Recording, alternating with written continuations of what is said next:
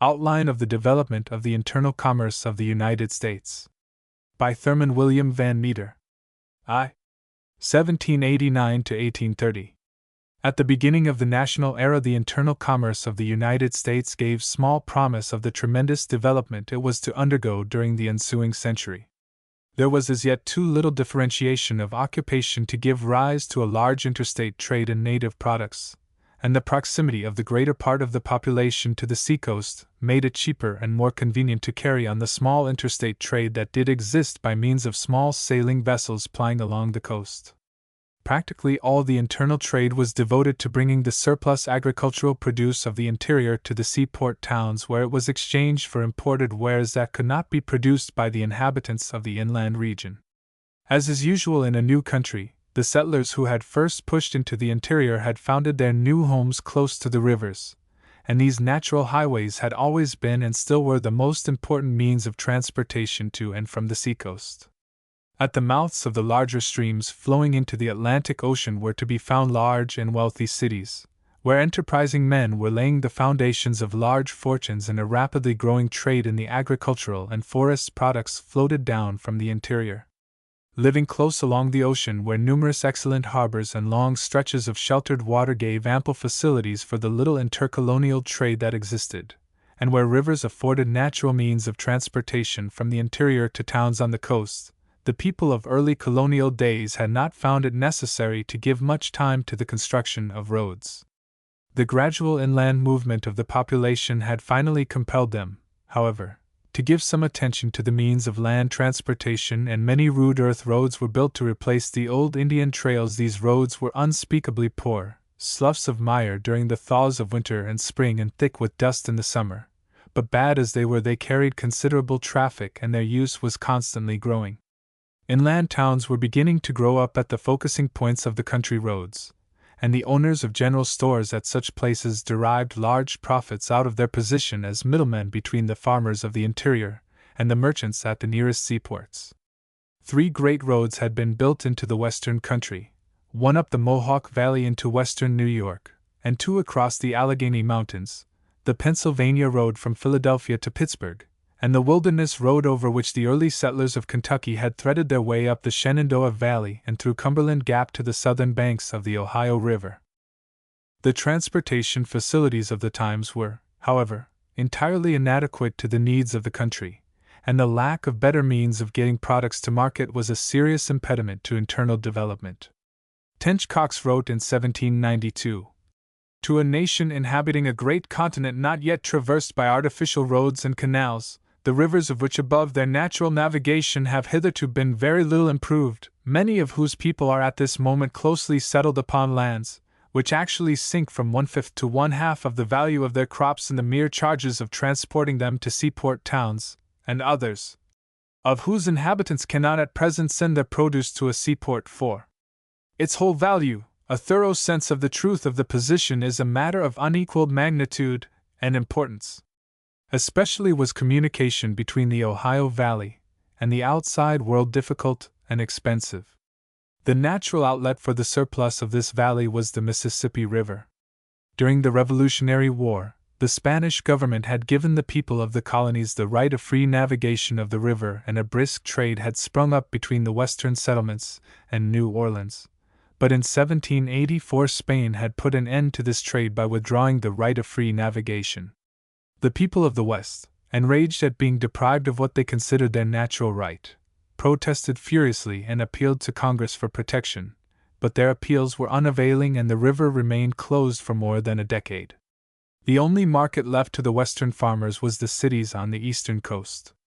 Peltry, ginseng, and whiskey were almost the only products that would pay their cost of transportation to Philadelphia, and the proceeds derived from the sale of these were sufficient to purchase only a few things of prime necessity, such as salt, gunpowder, and some indispensable articles of iron. Even this small trade of the West was crippled when the new government placed an excise tax on whiskey, and the resentment felt against the federal authorities for their apparent disregard of the economic interests of the Western people blazed forth in open rebellion. The commercial isolation of the Ohio Valley ended, however, in 1795, when the national government, spurred to action by the threats of secession and clamor for protection coming from the Western farmers, secured a treaty with Spain opening the Mississippi River to navigation. The successful conclusion of the negotiations was hailed with great rejoicing in Tennessee, Kentucky, Pennsylvania, and Ohio. Fleets of flatboats loaded with tobacco, pork, flour, grain, and whiskey began to move down the river. In 1799, more than $1 million worth of goods were received at New Orleans from the country up the Mississippi. In October 1802, the Spanish intendant at New Orleans, acting on his own responsibility, suddenly withdrew the right of deposit at the city, and contrary to the provisions of the treaty, he refused to assign an equivalent establishment at any other place on the banks of the river. The Western people were wild with rage. It was necessary to send troops to Kentucky to prevent an armed expedition against the Spanish province. Fortunately, the Spanish government disavowed the action of the intendant, and in April 1803, the river trade was again restored. Desirous of avoiding such difficulties in the future, Jefferson pushed the negotiations already begun with Napoleon, to whom Spain had ceded her claims to Louisiana, for the purchase of New Orleans and the territory through which the river flowed from the possessions of the United States to the Gulf of Mexico. The negotiations ended in October 1803, with a wholly unexpected result: the purchase of the entire Louisiana province. In December, the United States took possession of the newly acquired territory, and the undisputed control of the Mississippi was secured forever. The opening of the Mississippi marked the beginning of an active internal commerce within the United States. The farmers of the Ohio Valley, which was now being rapidly settled, found an outlet for their heavy agricultural produce, and consequently secured a purchasing power, enabling them to buy manufactured goods and merchandise, which, notwithstanding the distance and the inferior roads, could be carried to them in wagons from the east. Though the produce of the Western farmers was shipped down the Mississippi, very few of their supplies were brought up the river, because of the difficulty of urging a flatboat against the powerful current of the stream. This triangular trade of the Ohio Valley grew rapidly. The receipts at New Orleans, in 1807, including the cotton, sugar, and molasses of Louisiana, which made up a third of the total, amounted to $5,370,555. The money for which the products of the West were exchanged at New Orleans was almost invariably spent for manufactured and imported wares from eastern cities.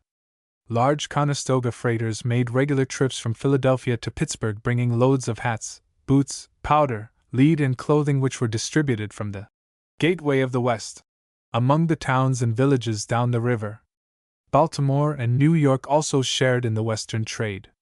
The internal commerce of the country in 1810, as in 1790, was greatly handicapped by the high costs of transportation. Taking the country over, the charges for transporting merchandise were $10 per ton per 100 miles, and articles that could not stand this rate were shut from market. Grain and flour could not bear transportation by wagon more than 150 miles.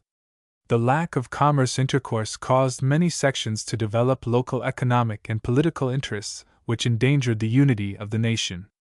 The question of the hour was plainly how to counteract this tendency by a system of interstate commerce which should unite them by a firm bond of self-interest.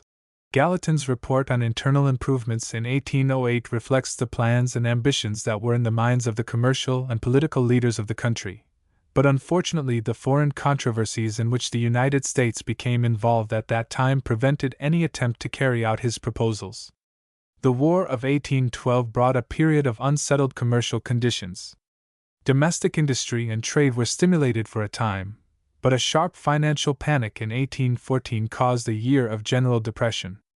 The return of peace early in 1815 was followed by a quick revival of business, and the next 3 years brought an era of prosperity to nearly everyone except the manufacturers along the eastern coast, many of whom were ruined on account of a deluge of importations from Europe.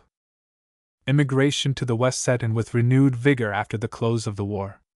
The fertile soil of the Ohio Valley contributed an enormous product of grain, tobacco, fruit, and hemp which continued to find an outlet down the Mississippi, and the farmers increased their purchases of imports which flowed into Pittsburgh from the east. In 1811, Fulton's invention was introduced in Western waters, and in 1817 the first steamboat voyage was made from New Orleans to Louisville. The effect of this new engine of commerce on the Mississippi trade was almost magical. In 1818-19, the first year after the steamboat became an assured success, the receipts at New Orleans rose to 136,300 tons, valued at $16,778,000, and the volume of exports of domestic products from the southern port was greater than that from any other port of the country. But even more important to the commercial prosperity of the West than the introduction of the steamboat was the spread of cotton culture into the southern states west of the Appalachian Highland. Cotton culture had been found exceedingly profitable in Georgia and South Carolina, and when it was discovered that the rich bottom lands of Alabama, Mississippi, and Louisiana produced even better cotton than the upland districts of South Carolina, there was a rush of settlers to the river valleys of the new region. In 1811, 15/16 of the cotton raised in the United States was grown in Virginia, North Carolina, South Carolina, and Georgia. In 1820, 1/3 of the total crop of 600,000 bales was raised in Alabama, Louisiana, Mississippi, and Tennessee. In the western part of the cotton belt, as in the eastern, the planters directed practically all their capital and labor to the production of cotton, relying on the region north of them for provisions and livestock. The market for the grain, pork, and flour of the Ohio Valley was greatly enlarged. Flatboat men disposed of their cargoes of food products at the wharves of the plantations along the Mississippi River. Flatboat stores peddled clothing, boots and shoes, household furniture, and agricultural implements from village to village and from plantation to plantation. Great droves of horses and mules were driven into the southern states in response to the demand for draft animals for use in the cultivation of cotton. As the western farmers enlarged the volume of their sales to the southern planters, they increased their purchases from eastern merchants.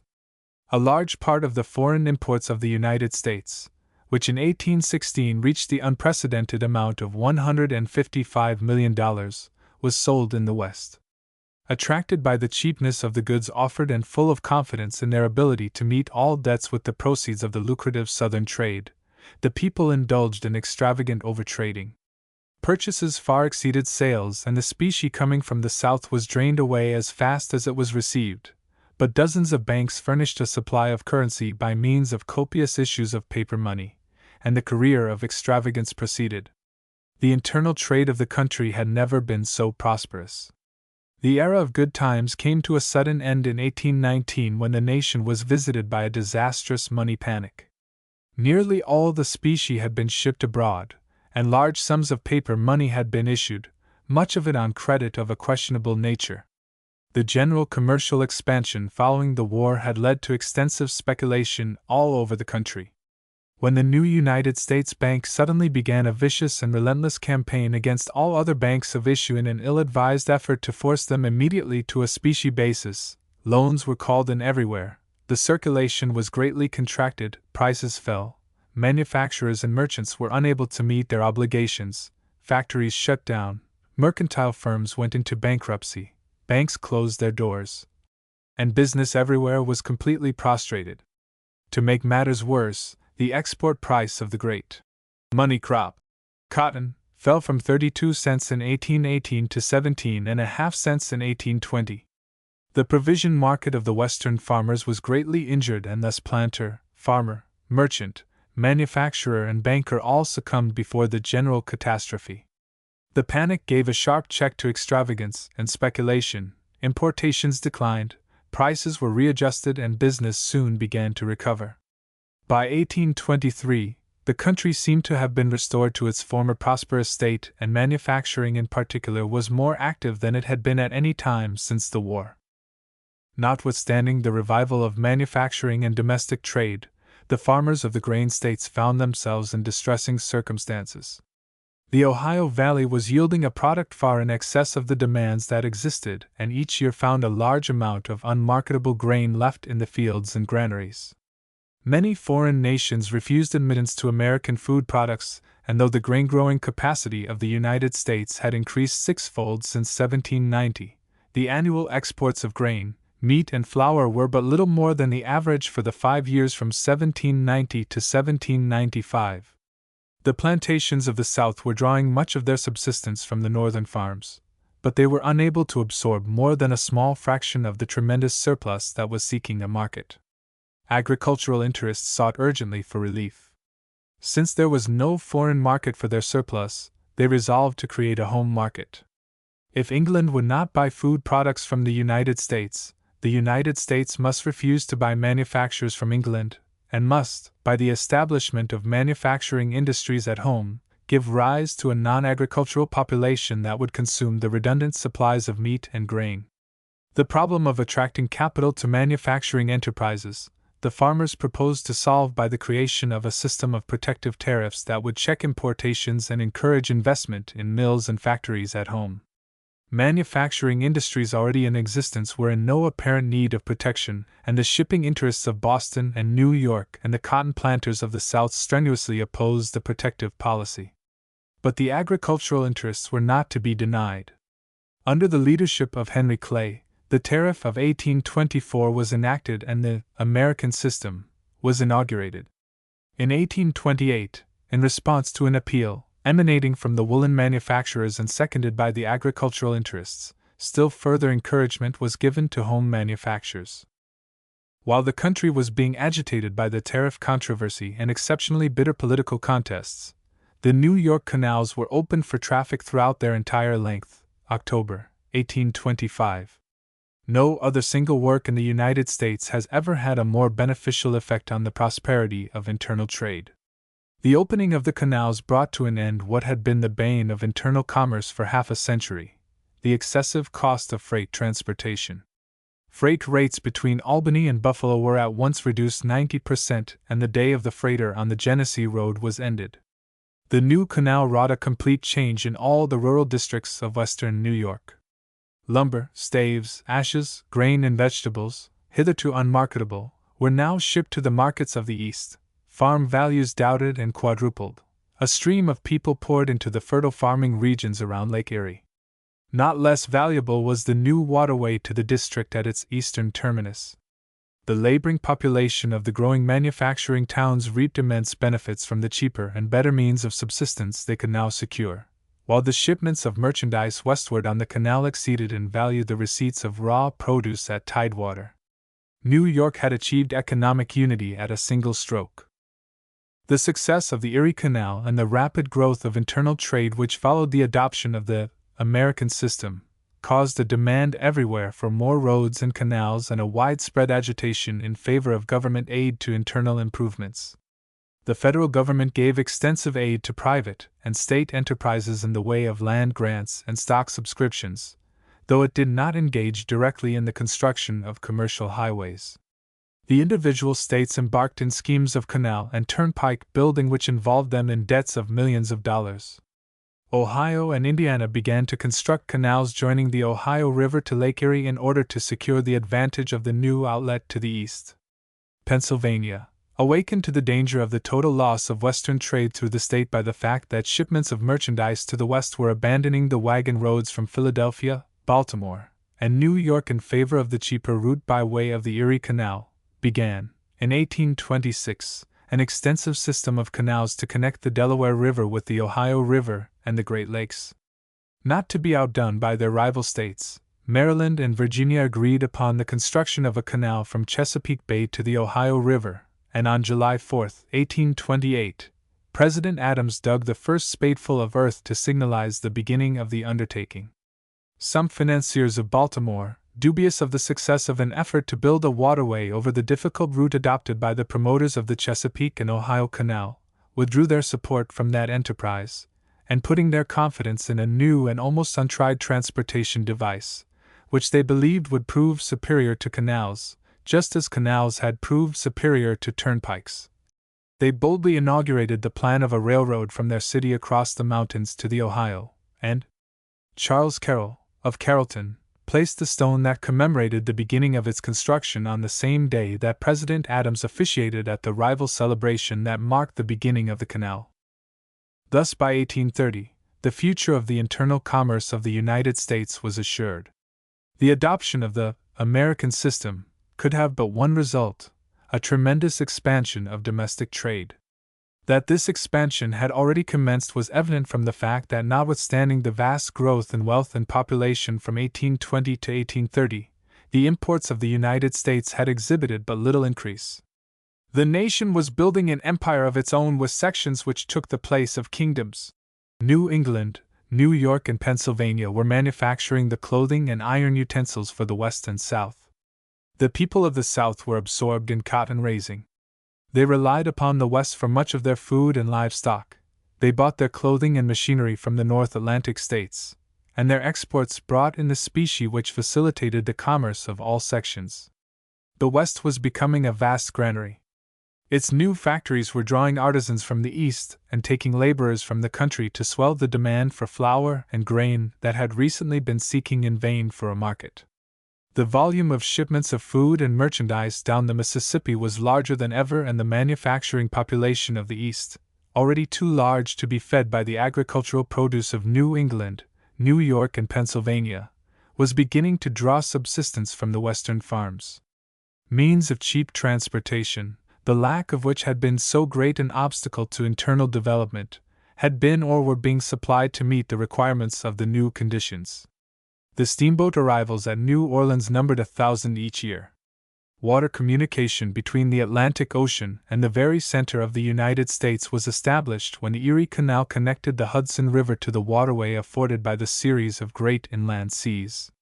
There were 1,343 miles of canals in operation in all the United States, and 1,828 miles more were in the process of construction. Louisville was rejoicing in the completion of a canal around the falls of the Ohio. Ohio and Indiana were rapidly pushing the work on the canals that were to tap the regions hitherto tributary only to the Mississippi. The construction of the Pennsylvania Canal was being hurried forward to enable Philadelphia to recover the trade lost to the Erie. Maryland and Virginia were persistently going on with the building of the waterway westward from Chesapeake Bay. And meanwhile 44 miles of railway had been completed and were in operation. And to show that confidence in the new device was not lacking, 422 miles were in the process of construction and 697 miles more were already projected. 2. 1830 to 1860. The years between 1830 and 1860 witnessed a remarkable expansion of the United States in area, population, and wealth. By the annexation of Texas and by treaties with England and Mexico, nearly 1,000,000 square miles of territory were added to the national domain, and the western boundary was pushed to the Pacific Ocean. The total number of people increased in the 30 years from 12,866,020 to 31,443,321. The total wealth from about $2 billion to more than $16 billion. It was a period of great prosperity for all branches of industry.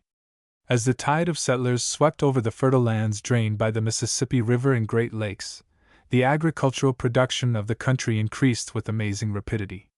The production of corn in 1859 was almost 1 billion bushels, of wheat and oats 175 million bushels each, and of cotton 4,300,000 bales, while the livestock of the country that year, including, among other animals, 25 million cattle, 22 million sheep, and 33 million swine, was valued at $1 billion. The exploitation of the mineral resources of the nation was carried on more rapidly. From 300,000 tons of coal mined in 1830, the quantity grew to 13 million tons in 1860. The iron mines turned out 1 million tons of ore in 1860, the copper mines 7,000 tons, and the lead mines 15,000 tons, while the production of gold in the Far West, which began in 1849, averaged $55 million annually during the following 10 years. Manufacturing likewise grew in importance, the value of its products rising to nearly $2 billion in 1859. The tendency toward a territorial division of industry was accentuated during this period.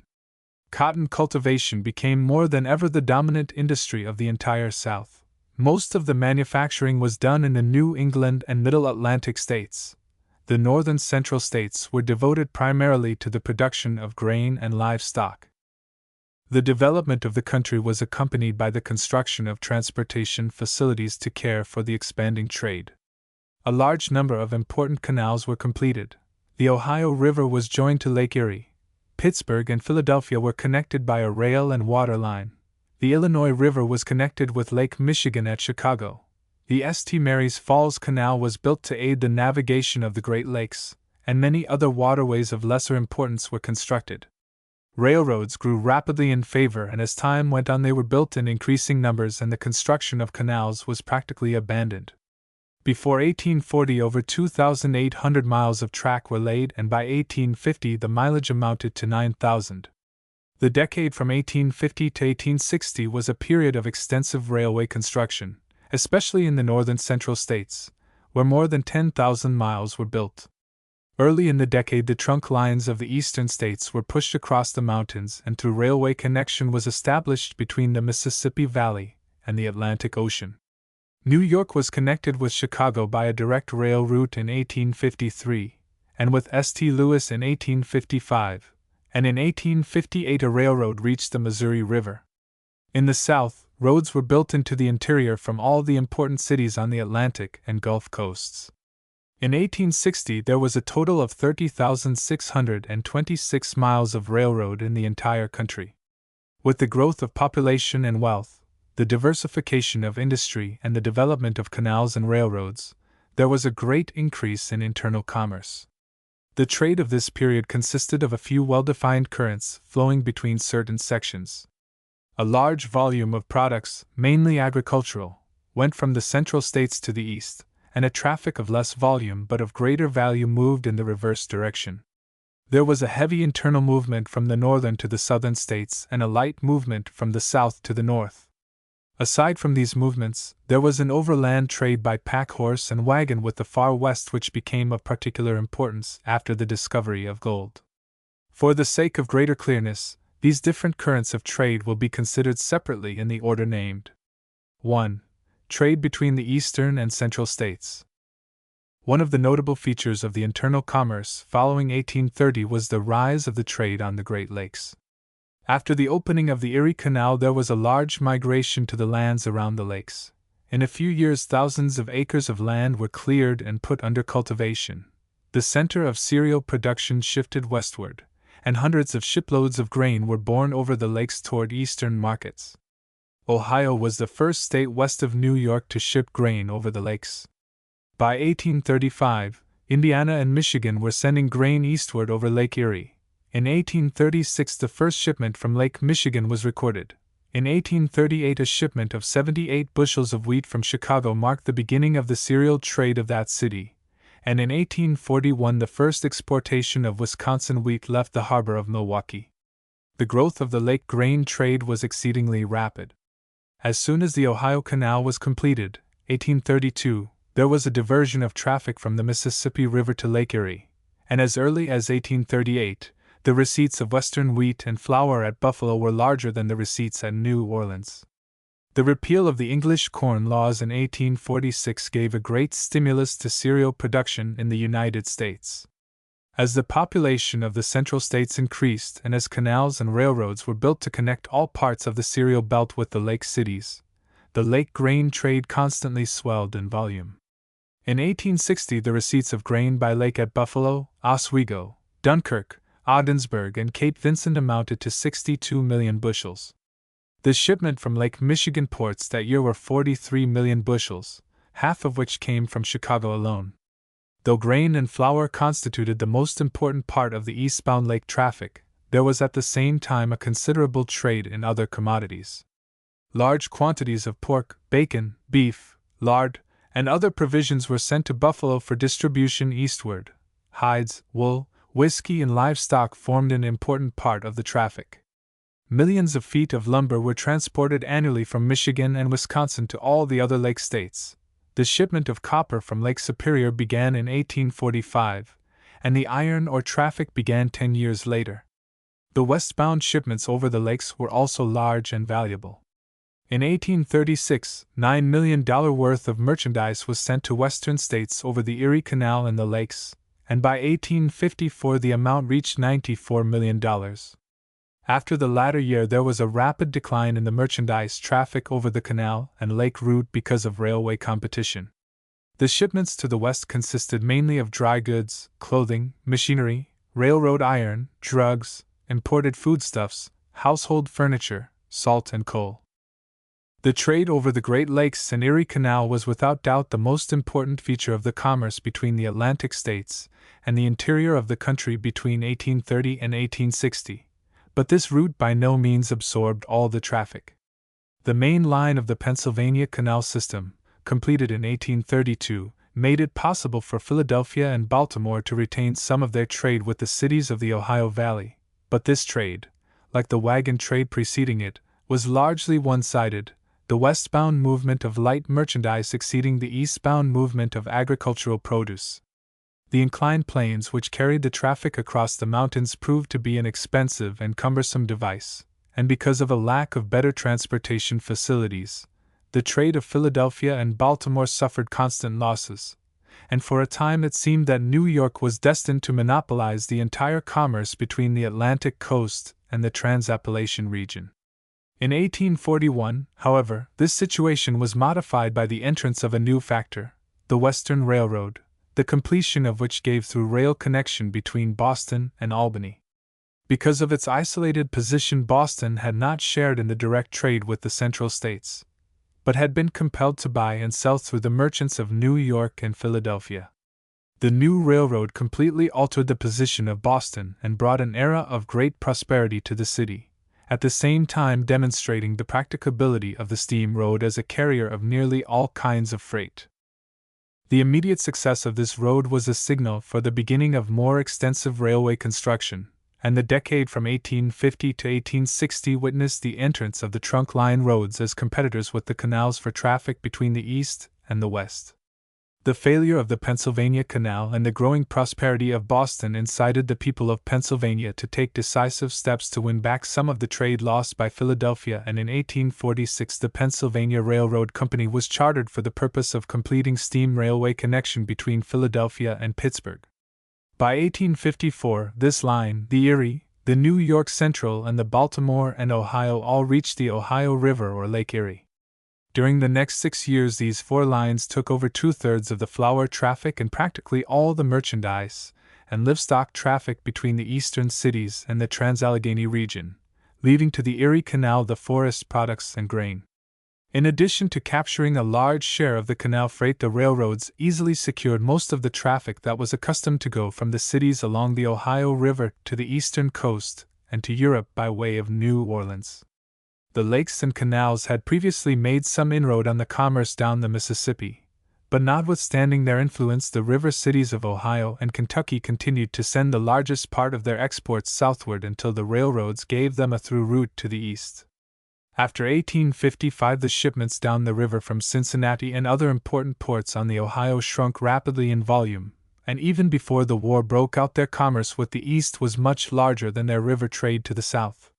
While the railroads in the north were making such marked changes in the course of internal trade, a similar transformation was occurring in the south. Trade between the eastern and western sections of the Cotton States before 1849, aside from some traffic in slaves, was almost negligible. In 1849, when the Western Atlantic Railroad began to run trains from Chattanooga to the Atlantic coast, the planters of northern Alabama and Tennessee, who had always sent their cotton to New Orleans and Mobile, turned to the markets at Charleston and Savannah. The cotton receipts at those 2 ports doubled in a single year, while the receipts at New Orleans fell off nearly 100,000 bales. The shifting of the center of cotton production farther westward enabled New Orleans to make up for its losses, but the South Atlantic ports easily maintained and increased their trade. They also competed with New Orleans and the cities on the Ohio River for the merchandise trade of Alabama, Mississippi, and Tennessee, and the provisions for Georgia and South Carolina began to enter the states overland from the west, the coasting trade on the Atlantic seaboard both gaining and losing by the changes. 2. Trade between the North and South. The general character of the internal commerce between the North and South, between 1830 and 1860, differed but little from what it had been before the former year. There were no through rail connections between the 2 sections until near the close of the period, and consequently almost the entire commerce, aside from that in slaves and livestock, consisted of the trade on the waters of the Mississippi River system. This was the golden age of the river trade. Each year it grew steadily in volume, reaching a point of prosperity in 1860 never equaled before or since. Until the railroads began to divert the traffic in flour and provisions after 1850, the cities on the Ohio River sent most of the produce collected at their markets to New Orleans to be shipped to Europe and the eastern states, or to be sold to the planters of the Cotton Belt. After 1850, as the surplus agricultural produce of the Ohio Valley was diverted from the river, its place was taken by that coming from the fertile region around St. Louis, where thousands of immigrants were settling in new homes. Moreover, the loss of traffic and agricultural produce from Pennsylvania, Ohio, and Kentucky was compensated for by the increasing volume of manufactured goods and coal coming down from Cincinnati, Louisville, and Pittsburgh. Thus, the downstream traffic from the northern states, though suffering a heavy relative loss, made an absolute gain, and with the enormous amounts of cotton shipped down the river added to this traffic, the Mississippi carried considerably more produce to the sea than either the Hudson River or the eastern roads. As before 1830, the trade up the river failed to keep pace with the movement downstream. Of the shipments upstream, 75% consisted of articles previously sent down and resold to planters of Mississippi, Louisiana, and Arkansas. The district north of these states bought some sugar and coffee of New Orleans, but drew practically all its manufactures and other imported goods from the east. The value of the receipts of produce at New Orleans advanced from $22 million in 1830 to $185 million in 1860. The largest part of the increase resulted from the growth of the cotton trade. The receipts of Western produce, which in 1820 formed 58% of the commodities entering New Orleans, constituted only 23% of the total receipts in 1860. But though showing a relative decline, the receipts of foodstuffs and merchandise had a steady aggregate increase. As a cotton market, New Orleans had no close rival.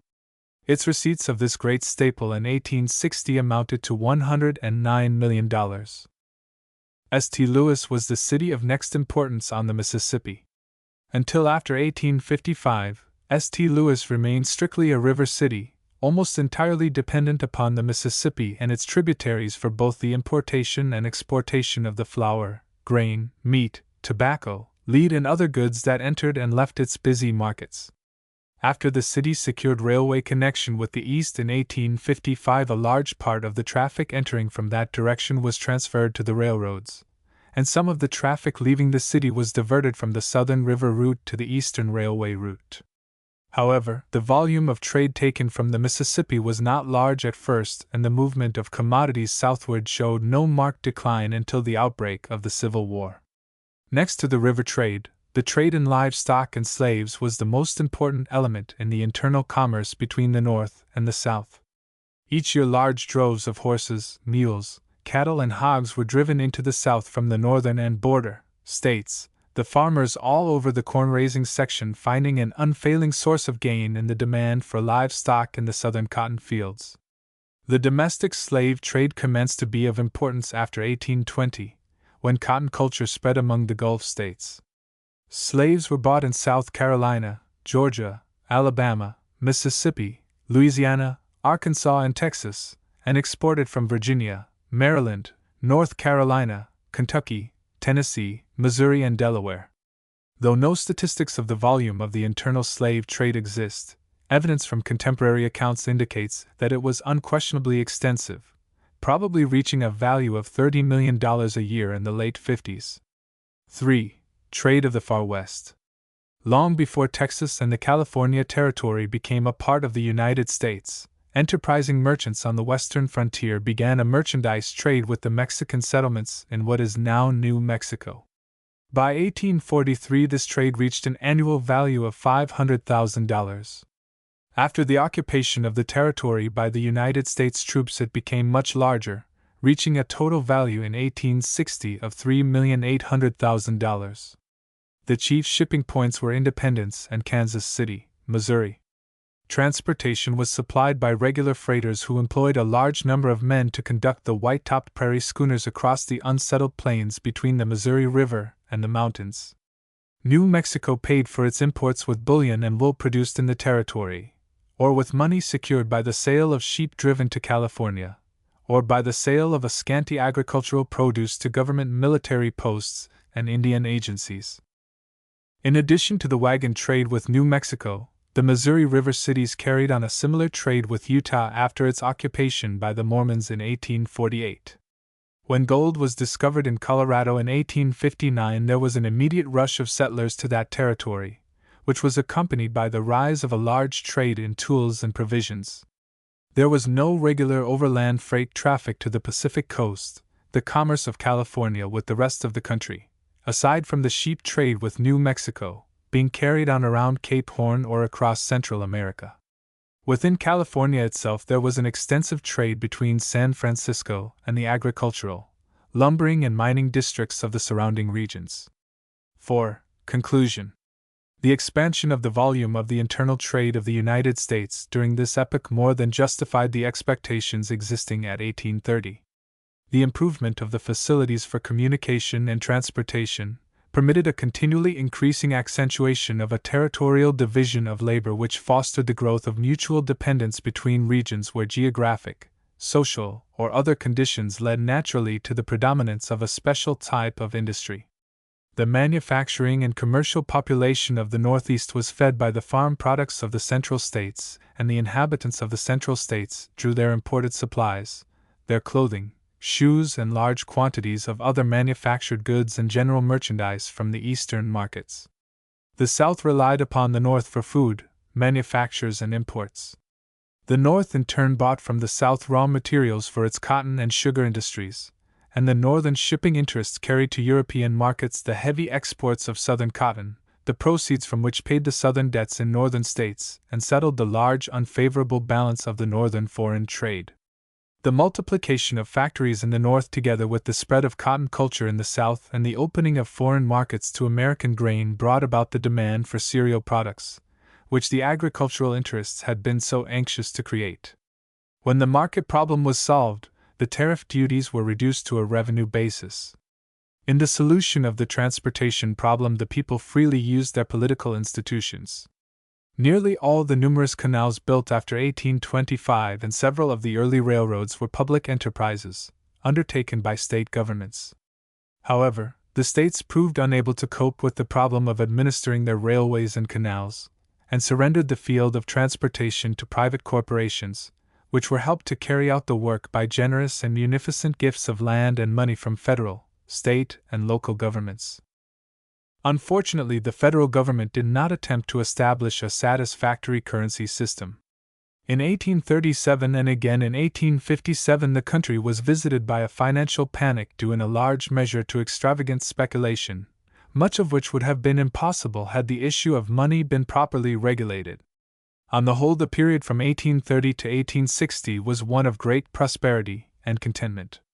The wealth of the nation grew enormously, and for the most part it was equally distributed, there being few paupers and still fewer very rich individuals.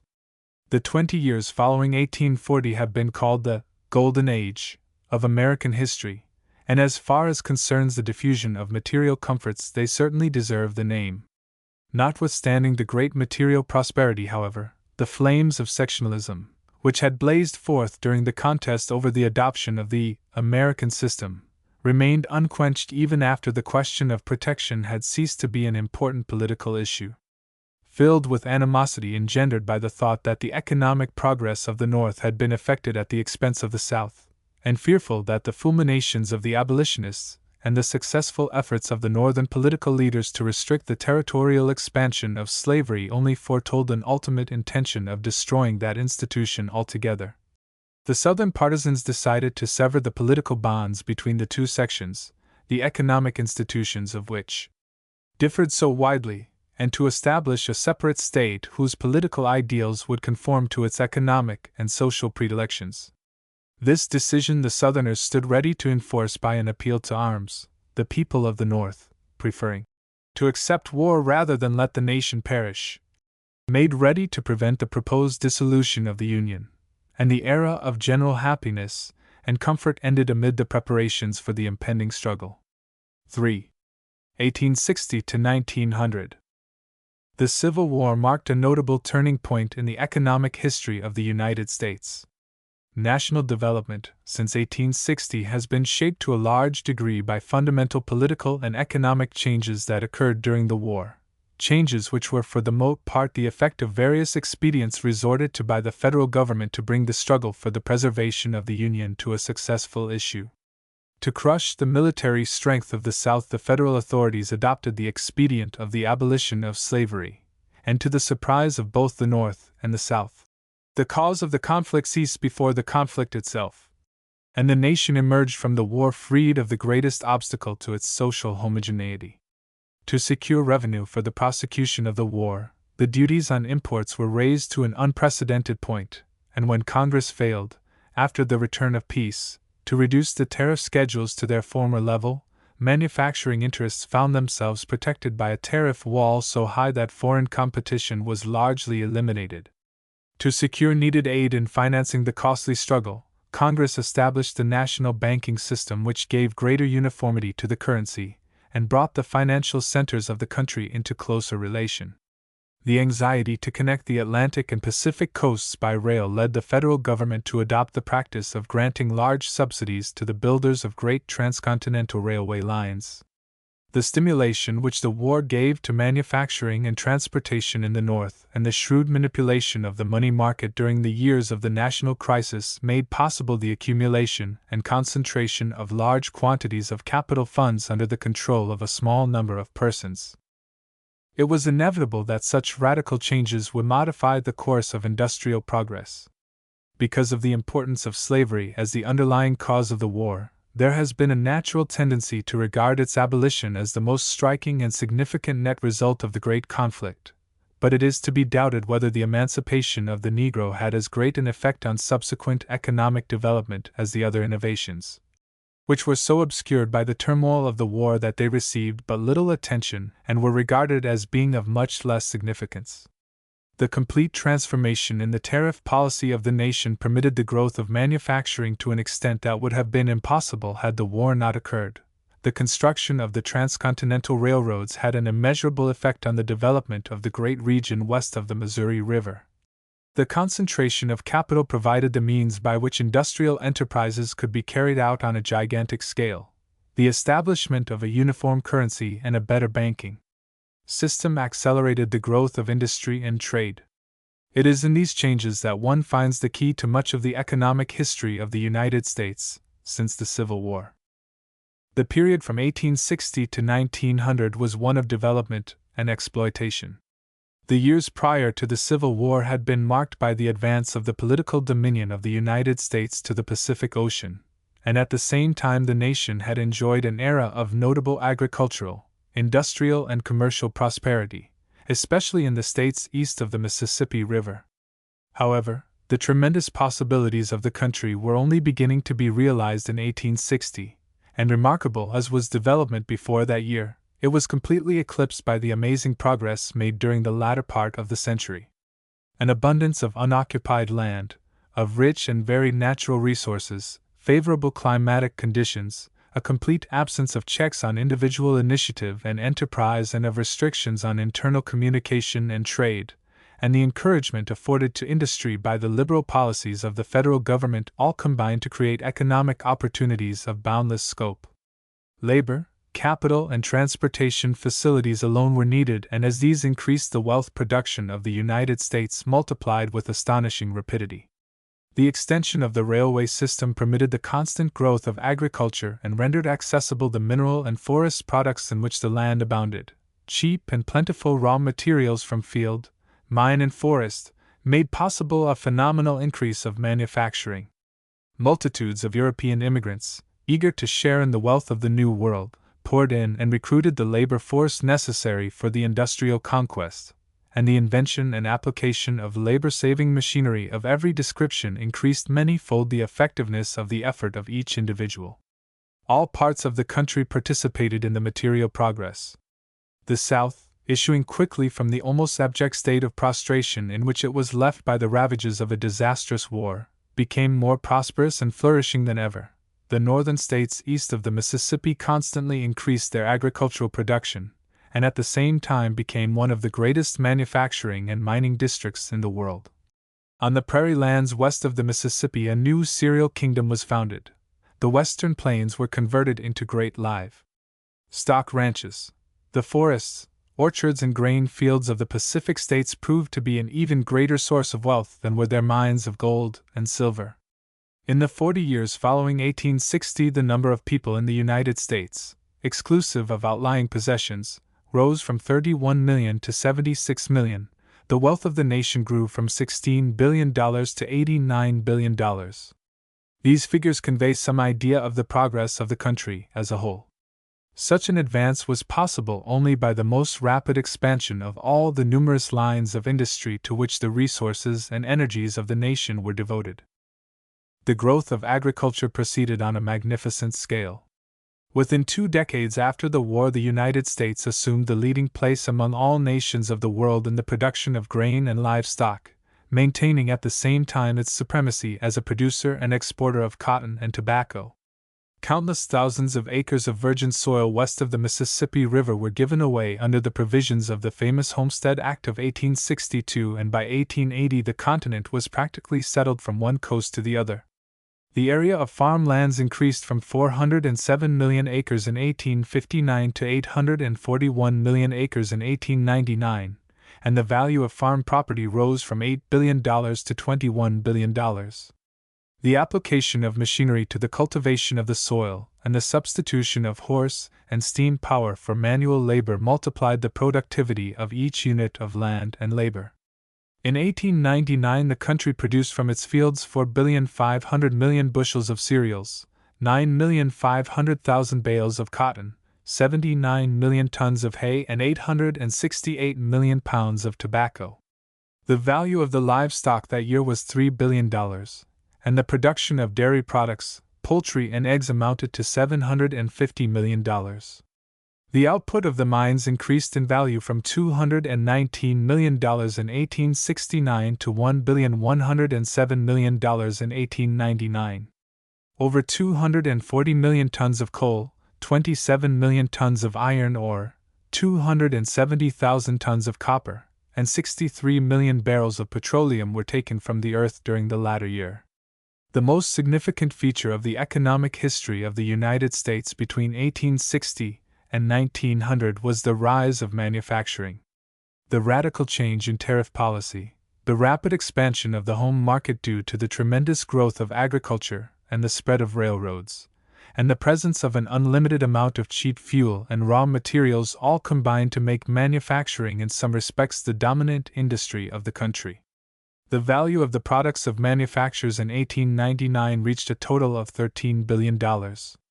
Simultaneously with the expansion of agriculture, the exploitation of natural resources, and the rise of manufacturing, partly as an effect of them, but almost equally as a cause, came the development of the great transportation system. This was the era of the railroad. Immediately after the war there began a period of extensive construction, over 35,000 miles of line being laid between 1865 and 1874. The first transcontinental line was completed in 1869. Unfortunately, the enormous increase of mileage during these years was considerably in excess of the needs of the country, and the speculative fever which attended the expansion resulted in the Panic of 1873. After a period of depression of 5 years, there was a second and much greater revival of construction. Between 1878 and 1890, over 85,000 miles of new track were laid, including 4 transcontinental tracks completed and others partially finished. By 1900 there were 199,000 miles of railroads spreading a vast net over the entire country. The important result of the growth and improvement of railways was the great reduction in the cost of transportation. At the close of the period before the war, it had been demonstrated that railroads could economically carry high-grade freight such as flour, livestock, lighter manufactured goods, and general merchandise, but as yet they had been unable to compete successfully with waterways for the transportation of grain, and the carriage for long distances of such low-grade freight as coal and ore had not been attempted. As the railway developed, however, its use was extended, and it was soon found that there was no commodity so cheap that it could not be profitably handled. Accompanying the extension of the service to include all kinds of bulky freight, there was an uninterrupted decline in the general level of rates on all classes of goods, resulting from the increased efficiency of roads, the stress of competition, and above all from the tremendous increase of traffic. The rate per ton per mile decreased from 1.92 cents in 1867 to 0.73 of a cent in 1900. This reduction of transportation charges was one of the most potent factors determining the course of economic progress. Field, mine, forest, and store were linked together into a unified whole. Raw materials could be concentrated at any point, and there was practically no limit to the extent of the market for finished commodities. The increase of the tonnage of railway freight from less than 20 million tons in 1860 to almost 600 million tons in 1900 is the best index of the growth of internal trade during this period. As the railways increased in importance, transportation on most of the inland waterways declined. Nearly 1,700 miles of canals were abandoned between 1860 and 1900. After 1880, there was a gradual decrease of nearly all canal and river traffic. The Great Lakes were practically the only inland waterway that retained an important position in internal trade. The unusually favorable conditions prevailing for the growth of traffic on these bodies of water enabled their commerce to thrive and expand at a rate which compared favorably at all times with the growth of railway traffic. Commerce has been aptly defined as taking things from where they are plentiful to where they are needed. This being true, the volume of internal commerce of any country must depend upon the number of its people, the total volume of its production, the sectional diversity of its products, the efficiency and cheapness of its transportation, and the freedom from foreign competition in the sale of native commodities in home markets. In the economic progress of the United States from 1860 to 1900, there was a continuous and rapid development of all the requisite factors for the existence of a large internal trade. Population more than doubled, annual production per capita quadrupled, the diversification of industry became more pronounced, and the transportation system developed to a degree that afforded the utmost fluidity of movement of all articles of trade. Furthermore, the range of movement of internal trade was greatly widened by the settlement of the vast expanse of new country west of the Mississippi River. The extent, volume, and complexity of internal trade during this period render it impossible to attempt, within the scope of this paper, to give a connected account of its development. However, some idea of its wonderful expansion may be conveyed by the following brief statement of the growth of the movement of some of the most important commodities. Cereals and flour. The history of the internal grain trade from 1860 to 1900 centers around the receipts and shipments at the great primary grain markets, situated on the Great Lakes and the rivers of the upper Mississippi Valley.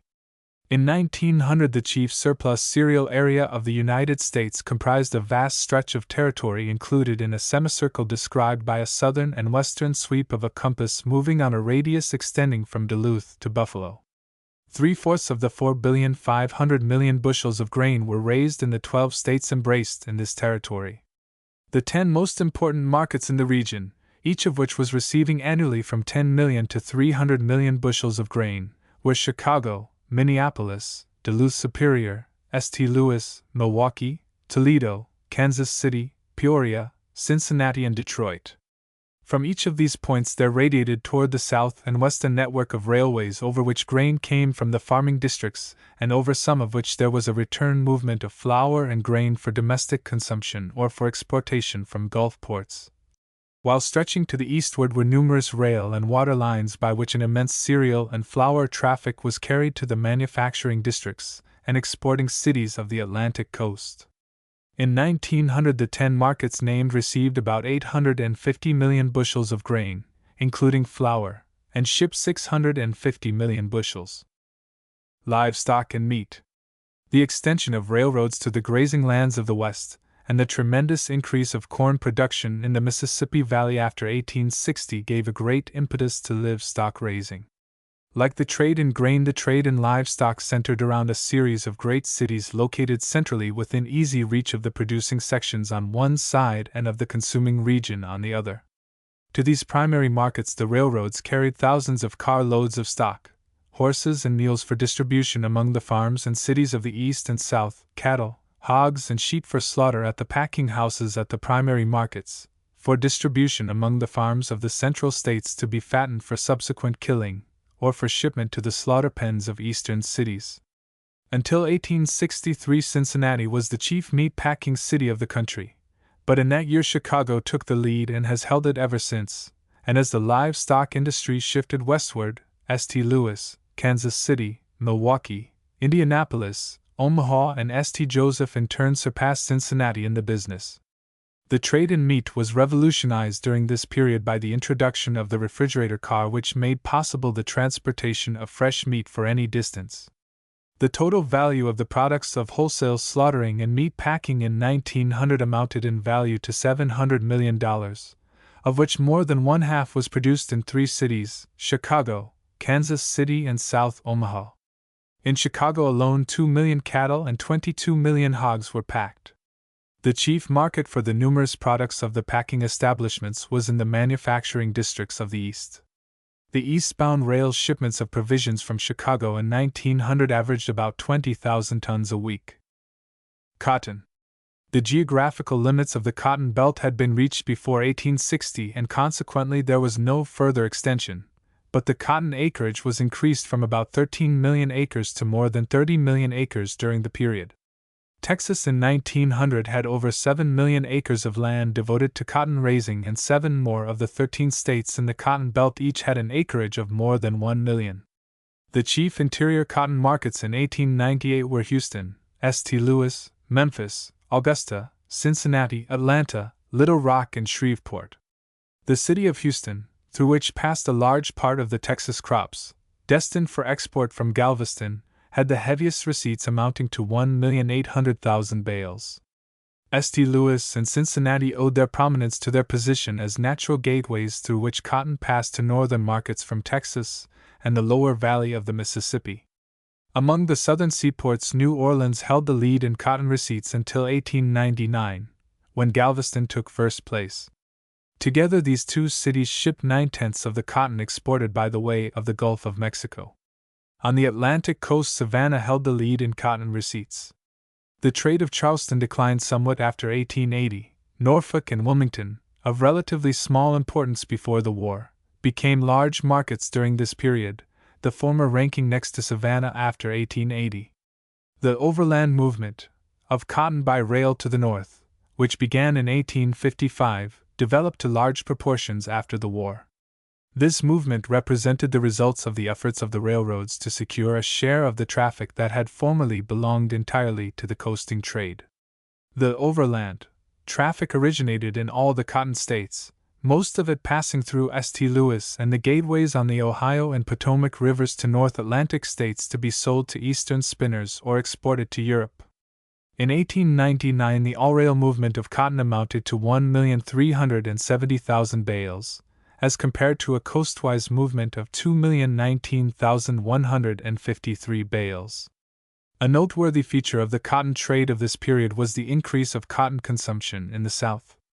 After 1885, there was a rapid expansion of cotton manufacturing in several southern states, and in 1899 their mills used 1,400,000 bales of cotton, only a third less than the number of bales consumed in northern mills. The decline of cotton receipts at Charleston was largely due to the growth of cotton manufacturing in South Carolina, whose mills were consuming more than one-half of the annual product of the state at the close of the century. Coal. Previous to 1860, practically all the coal shipped from the anthracite districts in Pennsylvania was transported to Philadelphia and New York, where it was consumed or carried coastwise to points along the Atlantic seaboard. The movement to eastern points continued to constitute the largest part of the anthracite trade after 1860, but a trade toward the west also sprang up. The chief route for this traffic was by canal or rail to Buffalo, from where it was distributed among other ports on the Great Lakes. Another important movement was to Pittsburgh, large quantities being shipped thither for distribution westward by rail. Until the early 60s, the production of bituminous coke was less than that of anthracite, but with the increase of manufacturing, the production of the former increased rapidly, and by 1900 the output, amounting to 190 million tons, was nearly 4 times the output of anthracite. The great fields of Pennsylvania, West Virginia, Maryland, and Ohio turned out much more than one-half of the bituminous coal mined during this period. From these fields there were large shipments in all directions. The Chesapeake and Ohio Canal and the Southern Trunk Line railroads carried a heavy tonnage to the cities on the Atlantic seaboard. Millions of tons were floated down the Ohio River. The railroads took immense quantities westward for consumption among the central states, a large part of it being distributed by water from all the lake ports on the southern shore of Lake Erie. The second great center of bituminous coal trade was in the fields of Indiana, Illinois, Iowa, Missouri, and Kansas, whence the numerous cities of that district drew most of their large fuel supplies. The third important center of production, which was developed very rapidly after 1885, was the Alabama and Tennessee field. It provided fuel for the growing manufacturing industries of the southeastern portion of the country, and competed for the coal trade of points on the lower Mississippi. Iron ore, iron and steel. The development of the movement of iron ore from the mines around Lake Superior to the furnaces of the eastern states was one of the most interesting features of the internal trade of the United States during this entire period. This trade grew in volume from less than 1 million tons in 1870 to 18 million tons in 1899, the shipments during the latter year comprising 2/3 of the total iron ore production of the whole country. Practically the entire traffic went by lake vessels to ports on Lake Erie and Lake Michigan, whence it was taken by rail to the blast furnaces of Pennsylvania, Ohio, New York, and Illinois. No other industry in the United States had a more remarkable growth after 1860 than the iron and steel industry. The production of pig iron in 1899 was nearly 15 million tons, and of crude steel almost 11 million tons. Pennsylvania contributed about one-half of the entire output of both pig iron and steel during the 40 years, Ohio ranking second. The pig iron industry began to expand rapidly in Alabama and Illinois in the early 80s, and by 1900 the output of these two states constituted a fifth of the total product. The immense output of iron and steel was distributed everywhere throughout the country. A large part of it was used in building the railroads, and the remainder was utilized as the raw material for the manufacture of a great variety of iron and steel products that were used in all branches of industry. Lumber. The forests of the United States were subjected to a rapid and often wasteful exploitation during these years. Extensive building operations, the construction and maintenance of an enormous railway mileage, and the growth of manufacturing created a heavy demand for timber, and by 1900 the annual cut amounted to 35 billion feet. The northeastern group of states, which had formed the chief source of lumber supply before 1860, lost precedence by 1880 to the Lake States, Michigan, Wisconsin, and Minnesota. The tremendous consumption of timber throughout the country rapidly depleted the supply in this district, and by 1900 the yellow pine of the South was being heavily drawn upon, forming a fourth of the production of the country. The timberlands of the Pacific coast contributed more than 2 billion feet a year after 1890, and the shipments of lumber and shingles from this region to the interior were beginning to take on very large proportions. Manufactures. In 1859 the New England and Middle Atlantic states produced nearly 3/4 of the total manufactured products of the United States, and these two groups together with the central states reported more than 80% of the product of manufactures of each census year thereafter. In general, it may be said that the rest of the country was dependent upon these sections for its manufactured goods. The fact that over one-half of the product of 1899 came from 5 states, New York, Pennsylvania, Illinois, Massachusetts, and Ohio, serves to designate still more clearly the chief centers of trade in manufactured goods. Of the 15 leading manufacturing cities in 1899, 12 were located east of the Mississippi River and 2 were situated on its west bank. New York City alone produced in 1899 1/10 of all the manufactures of the country, and Chicago and Philadelphia together produced another 1/10. The localization of many industries within the manufacturing belt itself was an important factor in determining the course of internal trade between the manufacturing states and the rest of the country, and among the manufacturing states themselves, which were the largest consumers as well as the largest producers of manufactured goods. The increase in the value of the products of manufactures from $2 billion in 1859 to $13 billion in 1899 gives an idea of the expansion in the trade in manufactured commodities, the details of which it is impossible here to consider. There were no other articles the movements of which equaled in importance those of the various commodities discussed above, but there were many that contributed a tonnage of large volume and value to internal trade. Dairy products, poultry and eggs, wool, hay, sugar, tobacco, fruits and vegetables from the farms, petroleum, gas, copper, stone and many other valuable mineral products, and the large annual quantity of imports of food products, manufactures and raw materials entering the seaports to be distributed among interior markets helped to swell the volume of traffic that moved from place to place within the country. Conclusion. A most interesting and significant feature of the history of the United States during this period was the transition in the character of the economic problems of the country. Until the time of the Civil War, its chief problems had been those of securing the means to develop its resources, of acquiring the facilities for transporting its products from place to place, and of providing markets in which its products could be sold. As capital, population, and transportation facilities were provided to exploit the latent wealth of the continent, it was found that out of their presence grew far larger and more vital problems than their absence had ever created. The economic difficulties of the nation after the Civil War arose chiefly because of the existence of the things which before 1860 it was a question of acquiring. In no instance was this general proposition better demonstrated than in the railroad problem. For nearly 60 years of the 19th century, the chief obstacle to internal trade had been the lack of the means of transportation. To overcome this difficulty, the states had first built their own canals and railroads. Many of the state enterprises failing because of weak administration, the states had surrendered the management of railroads to private corporations, but the public continued to share in railroad construction through numerous grants of aid by federal, state, and local governments. For a number of years, almost the only activity of the public in regard to railroads was to foster and protect the interests of the railroad companies. In the 70s, the public gradually came to a realization of the fact that the railroad companies were displaying a lamentable lack of regard for the interests of the public. Persons and communities found themselves entirely at the mercy of railroad corporations, which, by vicious discriminations, built up and destroyed where they chose, and even endeavored to control arbitrarily the economic future of entire groups of states regardless of their natural advantages or the choice of their people. And not only did the railroad companies themselves become a source of danger, but they were instrumental in the creation and development of great industrial combinations, which were equally indifferent to the welfare of the general public. The transportation problem of the United States was no longer that of providing facilities, but of controlling and regulating the existing facilities in such a manner that reasonable rates and services would be given to the public which had entrusted the business of transportation to private agencies.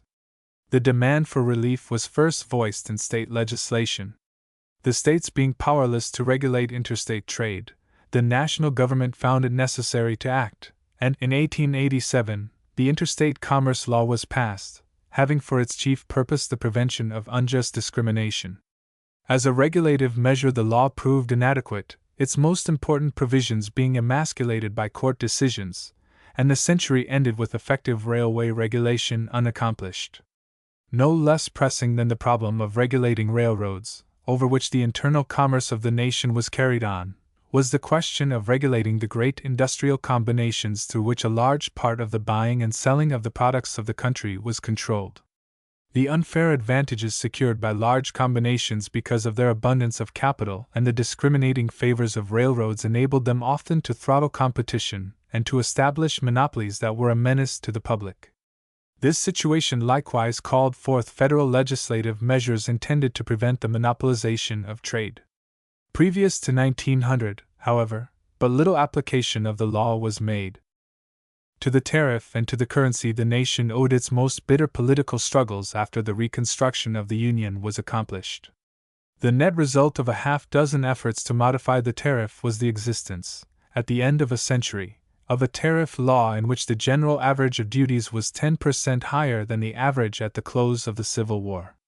The currency system of the nation, with the exception of the improvement in banking, became worse instead of better after the war, the chief trouble arising because of the adoption of measures intended to satisfy insistent demands for a greater volume of money, without making provision for its retirement when business conditions were such as to warrant a contraction of circulation. A quarter of a century of struggle finally ended in the overthrow of the advocates of the unlimited issue of cheap money, but no attempt was made before 1900 to remedy the inelasticity of the national currency or to check the tendency toward a concentration of the control of credit in a few financial centers. In 1873 and in 1893 the country suffered from money panics, the latter one being due almost entirely to unwise financial measures that had virtually bankrupted the government and destroyed confidence in the money it issued. The end of the century was reached with only a little headway made in the solution of the most vital economic problems. In striking contrast to the Golden Age of American history, noted for the absence of both pauperism and great riches, this period saw the development of the extremes of poverty and wealth, and furthermore, an ever-growing tendency toward the concentration of the national wealth under the control of a few powerful interests. The disregard which too many of these interests evinced for the welfare of the general public and the power which they possessed to thwart the efforts of the public to protect itself created most of the great questions which confronted the nation, questions of such serious nature as to dim the record of achievement and material progress from 1860 to 1900. However, there was ample evidence that the national consciousness was beginning to take cognizance of much of the prevailing maladjustment, and was awakening to a sense of duty, long undone. A growing sense of personal responsibility both on the part of those who suffered from existing conditions and on the part of those who profited by them was paving the way for a speedy application and a willing acceptance of a system of conservative public regulation of private business in which careful consideration would be given to the rights of all persons. In the intelligent realization of the meaning of the existing situation lay the basis of a dear perception of the proper steps to be taken, and a strong hope for the immediate future. Footnotes. In this paper, which is a brief abstract of a work to be published later, an attempt is made to outline the history of the development of the internal commerce of the United States after the formation of the Union in 1789. The term, internal commerce, though in its fullest signification embracing every purchase, sale, and exchange of commodities between the individuals of a country together with the business of transmitting intelligence and of transporting persons and things from place to place, is here used primarily as applying to the interchanges of commodities among the various sections of the United States carried on over interior lines of transportation, the rivers, highways, canals, lakes, and railroads. B. McMaster, A History of the People of the United States, Volume 3, page 465. F. J. Turner, Rise of the New West, page 297.